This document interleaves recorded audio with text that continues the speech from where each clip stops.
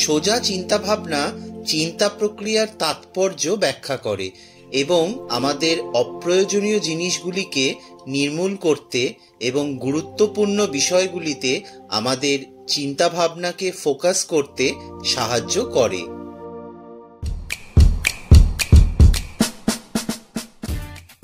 দারিয়াস ফোরক্সের লেখা think straight বইটি একটি সেলফ হেল্প বুক। এই বইয়ের মাধ্যমে বলেছেন লেখক মনকে একটি পেশি বা মাসল হিসেবে দেখতে এবং ভালো ব্যবহারের জন্য নিয়মিত তাকে ট্রেনিং দেওয়ার পরামর্শ দিয়েছেন। আমরা 4 বছর পরে যদি জিম না ছাড়ি, তাহলে কেন আমরা স্কুল কলেজের বাইরে শেখা বন্ধ করব? ল্যাঙ্গুয়েজ, স্কিলস ও গেমের মতো নতুন জিনিস শিখুন।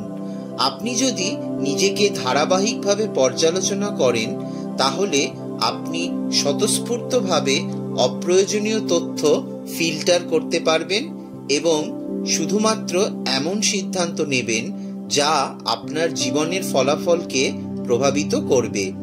বেশিরভাগ সময় আমাদের মন এমন জিনিস নিয়ে ব্যস্ত থাকে যার কোনো প্রয়োজন নেই। যেমন, আপনার বস আপনাকে কি মনে করেন, সে কি আপনাকে পছন্দ করে, আপনি আপনার চাকরি বা প্রফেশন পরিবর্তন করলে কি হবে, ইত্যাদি। কেন আমাদের এই ধরনের চিন্তা ভাবনা আসে তা নিয়ে আমরা যতটা চিন্তা করি, এর কোনো সুনির্দিষ্ট উত্তর নেই। আপনি শুধুমাত্র যা কন্ট্রোল করতে পারবেন তা নিয়ে চিন্তা করুন। আমরা যে জিনিসগুলি কন্ট্রোল করি তা হলো আমাদের ইচ্ছা, কাজ, উদ্দেশ্য ইত্যাদি। আর যা আমাদের নিয়ন্ত্রণে নেই তা হলো অন্য ব্যক্তি, অতীত ও ভবিষ্যৎ ইত্যাদি। যে কোনো সিদ্ধান্ত সম্পর্কে নিখুঁতভাবে চিন্তা করার জন্য 1 বা 2 দিন সময় দেওয়া উচিত। আমাদের চিন্তাভাবনা প্রত্যক্ষ বা পরোক্ষভাবে অর্থের চারপাশে ঘোরে। আপনার প্রয়োজন নেই এমন জিনিস কিনবেন না। আপনার আয়ের অন্তত 10% সঞ্চয় করুন। লোনের বাইরে থাকুন। ভালো রিটার্ন আছে এমন জিনিসে ইনভেস্ট করুন। কখনো পিছনে ফিরে তাকাবেন না। যদিও তাকান, তাহলে কিন্তু বেশিক্ষণ তাকাবেন না। শুধুমাত্র শেখার জন্য অতীত ঘাঁটতে পারেন, কিন্তু মনে রাখবেন জীবন কিন্তু এখনই ঘটবে।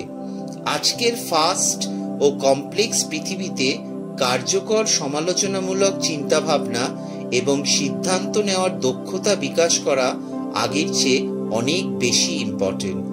থিঙ্ক স্ট্রেট বইটি হলো একটি বিস্তৃত নির্দেশিকা যা এই দক্ষতাগুলিকে উন্নত করার জন্য ব্যবহারিক ট্রিক্সগুলি প্রদান করে।